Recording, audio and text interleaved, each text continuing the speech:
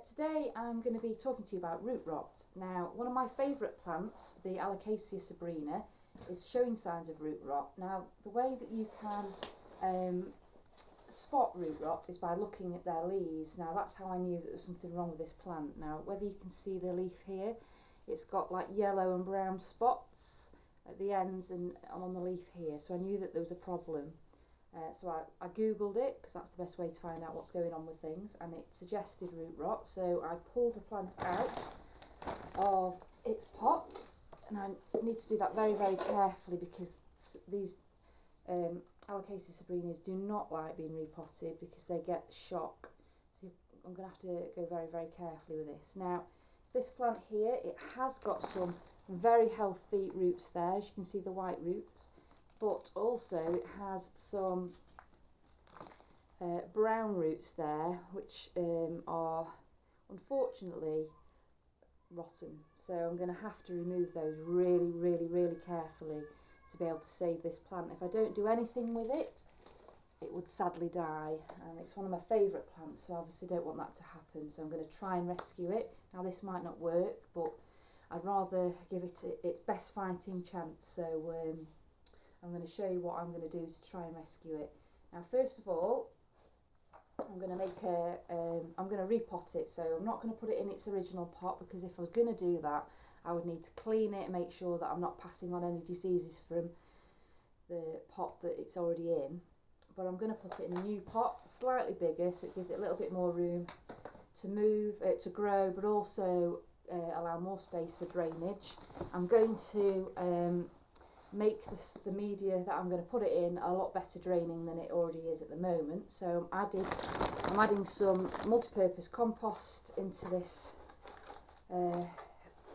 It's basically what I put my weeds in normally, but I'm going to use it to mix the soil. So I'm going to put multi-purpose compost in there. I'm also going to use some cactus succulent soil as well, which is a bit more sandy.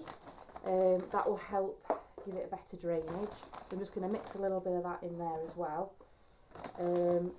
And also I've got some horticultural grit. I'm just basically using what I've got at home. So I'm going to mix a bit of the horticultural grit in there as well, just to make the soil much better for drainage. And what I might do as well is put a layer of grit at the bottom of the pot as well, just to give it that extra chance to drain, because I don't want it to sit in wet soil, which is obviously not going to help it with the root rot problem. Okay, so I've made that up. Now, also in its pot that it sits in, I've also got some clay pebbles in there, which also means it's not going to sit in water, it's going to drain out. It does mean it's a bit more humidity, but they do quite like humidity. I think they're from rainforests where they're in like a quite high humidity, shady area, so I'm trying to replicate that at home as much as I can.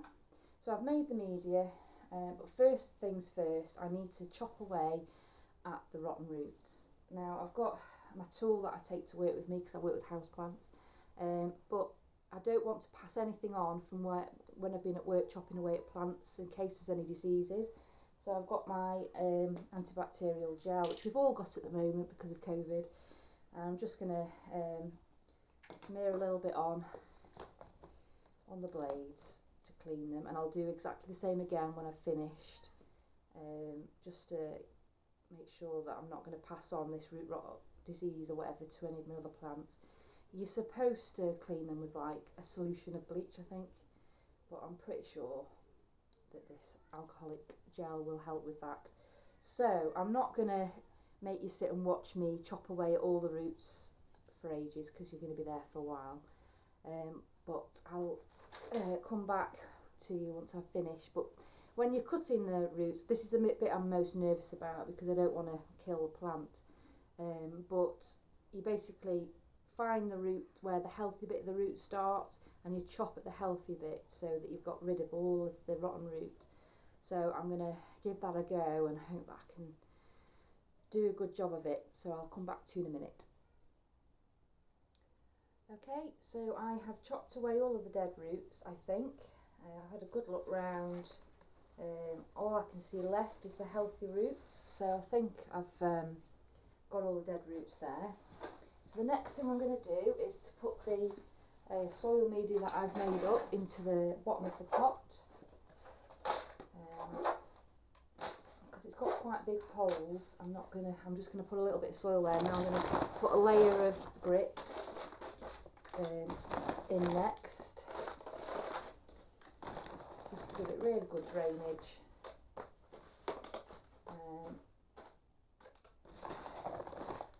I'm hoping that this is going to work, I really do, because it's such a beautiful jungly type plant.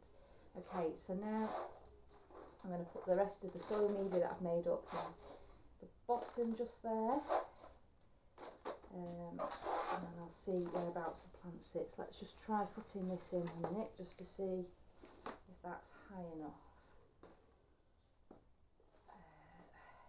Yeah, I think it's going to be high enough that. So what the next thing I'm going to do is I've got some organic cinnamon, so it's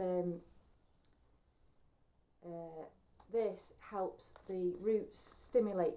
It helps stimulate growth, and it also prevents any of the diseases that causes the root rot. So I'm going to sprinkle some of this onto the roots, onto the healthy roots, and get it out the pouch. It smells really, really good. Sprinkle this all over. Okay, and I'll turn it around. Sprinkle it all around the healthy roots.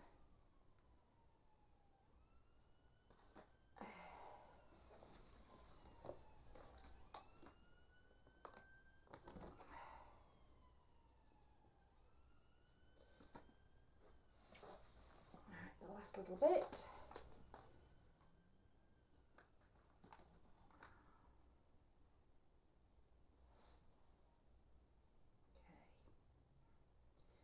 Put it back in its new pot with the cinnamon all around it, and then I'm going to fill in the gaps with the rest of the soil media that I've made, and hope that this plant's going to be a lot happier now. It might go into shock slightly because it's thinking, what the heck are you doing to me? But I'm hoping in the long run it will thank me for it, and that it will be a lot healthier. Make a bit more media because I've run out.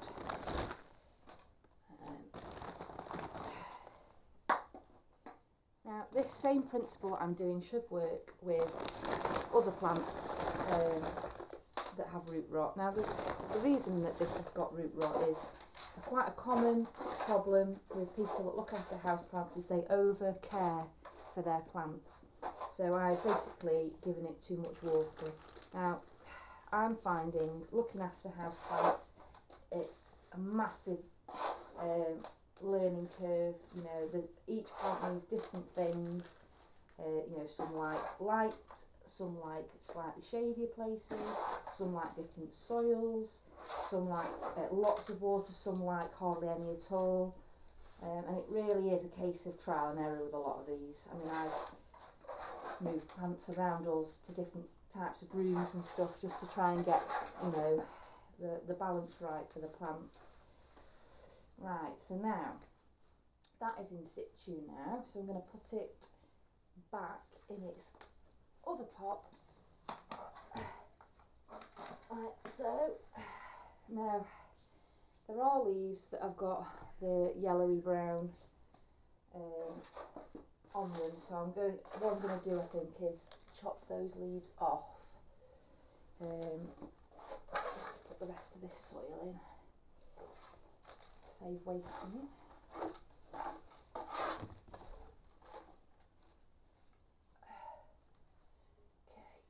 So, but because I've been chopping at the roots, I'm going to just give it another clean with the, I'm antibac gel. Okay, so this is one of the leaves with the yellowing on, so I'm just going to chop it, not quite to the base. But you have to be careful also with Alocasia zebrinas that the sap that they have in their stems are can irritate your skin, so really you should be doing it with gloves, but I'm not going to touch the bits that I've just snipped, so I should be okay. So that's another one gone. There's another one. So that is 3 leaves that I've chopped off. Let's just check the other ones. They look all okay. So that leaves 4 stems. I'm hoping that this is going to be okay now. Now I'm going to give it some water now that it's been repotted. Not too much though, because I don't want to cause the same problem that I had before. The great thing about Alocasia zebrinas as well is that they give you a really good indication that you have given them too much water. And the way that they do that is, you see the corner of the leaves here, you'll find that they'll get rain, like water droplets forming at the end, and they'll drop off like rain, and that is basically the plant sweating because it's too much. It can't take the water, and they store the water in these stems here, but if it's too much it will sweat and it will start to drip, so that's a really good indication that you've overwatered it.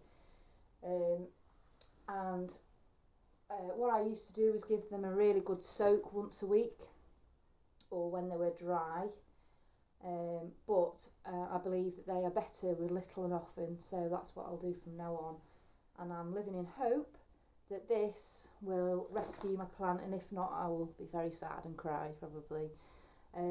So there we go, that is how to rescue a plant with root rot, hopefully. Thanks for listening, bye.